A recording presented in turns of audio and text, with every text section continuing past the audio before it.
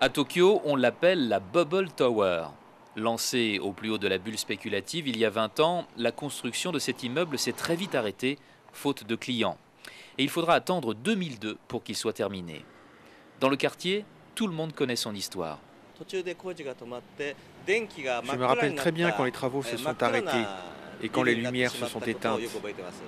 Cette tour est l'un des nombreux symboles de l'euphorie immobilière qui régnait alors. À la fin des années 80, on estimait que le terrain autour du palais impérial valait autant que l'ensemble de l'État de Californie. Poussé de fièvre aussi sur les marchés boursiers, le 29 décembre 1989, le Nikkei touchait un plus haut absolu, près de 39 000 points. Au fil des années, la bulle s'est dégonflée et la valeur de l'indice a été divisée par 4. Mais à l'époque, personne n'imaginait un tel scénario. Ce chef d'entreprise français, ancien patron de Danone dans l'archipel, se rappelle très bien ces années folles.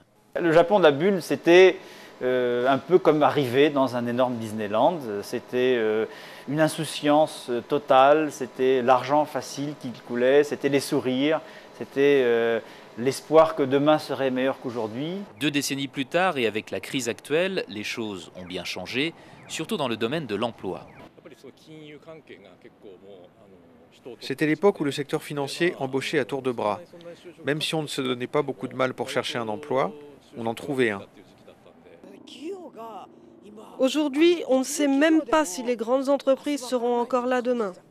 Avec le recul, ceux qui ont connu cette période en parlent avec nostalgie, alors que les enfants de la bulle, eux, continuent de payer les excès du passé.